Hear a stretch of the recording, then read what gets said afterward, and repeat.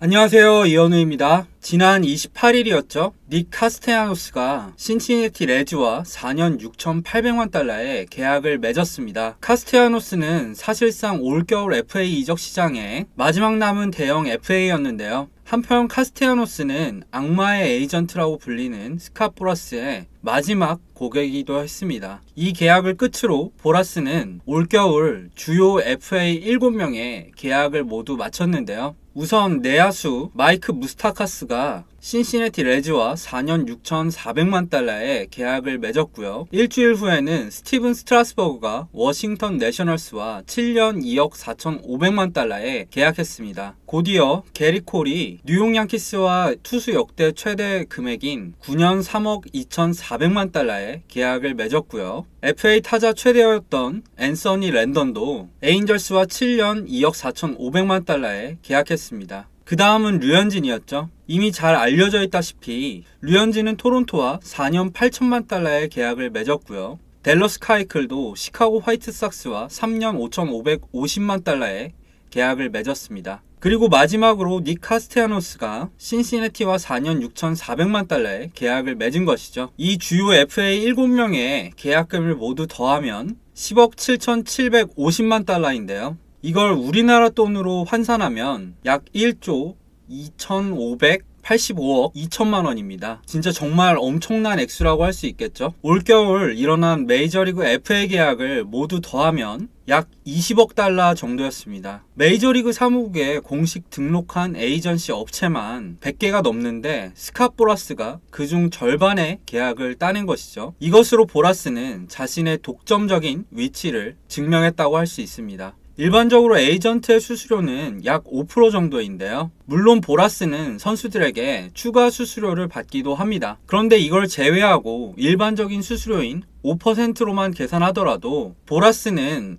11월 초부터 1월 말까지 약 3달간 5,400만 달러, 우리나라 돈으로는 약 630억 원을 벌어들인 셈입니다. 물론 수수료인 630억은 모두 스캇 보라스의 주머니로 들어간 것은 아닙니다. 보라스는 보라스 코퍼레이션이란 회사의 사장인데 이곳에서 일하는 직원만 100여 명에 이르는 것으로 알려져 있습니다. 그들은 메이저리그 출신 스카우트, 월스트리트 출신 금융인이라던가 나사 출신 연구원 등이 모여서 연봉 협상 자료 등을 만든다고 알려져 있죠. 이들의 인건비나 세금을 모두 제외하고 나면 보라스가 실질적으로 벌어들인 돈은 630억보단 훨씬 낮을 것으로 보입니다. 하지만 보라스가 올해만 돈을 번 것은 아니죠. 보라스는 1980년부터 지금까지 한 40년가량을 일했는데요. 경제 전문지인 포브스에 따르면 보라스가 1980년부터 2014년까지 벌어들인 돈이 선수 계약금은 6조 2천억 원 정도이고요. 수수료만 해도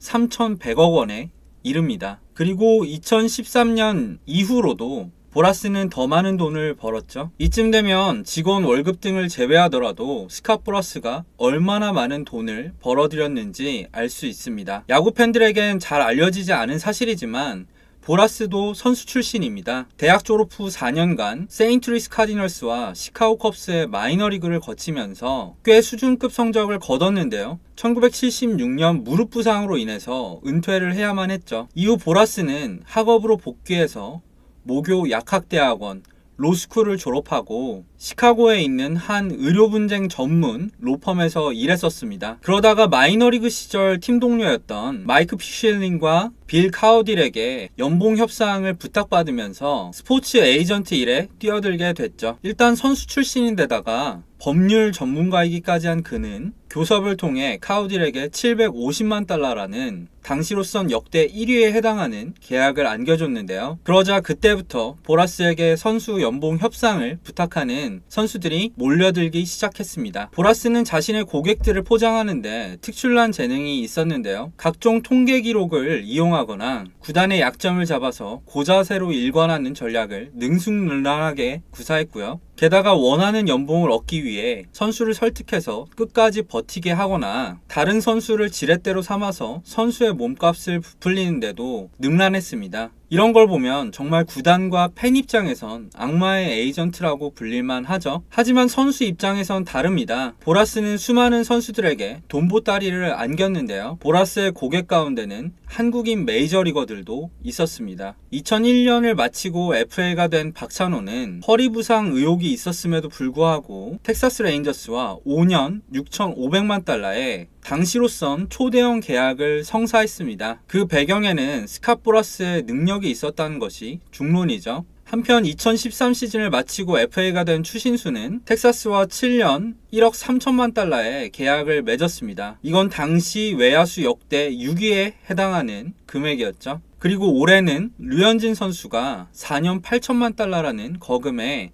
토론토와 계약을 체결했습니다. 4년 8천만 달러는 만 33세 이상 선수 가운데 세 번째로 높은 액수입니다. 에이전트의 가장 첫 번째 업무는 고객이 가장 원하는 조건에 계약을 맺는 것이죠. 그리고 대부분의 경우 선수들이 원하는 것은 돈입니다. 한마디로 말해서 그간 보라스는 자신의 직업에 충실했을 뿐이라는 것이죠. 그 과정에서 보라스의 고객들은 대부분 돈을 포함해 자신들이 원하는 조건에 계약을 맺을 수 있었고요. 보라스도 돈을 벌었습니다. 이건 그야말로 누이 좋고 매부 좋은 일이 아닐까요? 한편 보라스는 선수들의 권익 보호를 위해서 상당히 노력하고 있기도 하죠. 왜냐하면 선수는 자신의 고객이니까요. 얼마 전에는 휴스턴의 사인 훔치기 논쟁에 뛰어들어서 선수들은 감독과 코치의 명령에 따랐을 뿐이다. 사과할 필요는 없다고 주장을 했는데요. 팬 입장에선 얄미워 보이지만 반대로 에이전트 입장에서 고객인 선수를 보호하는 것은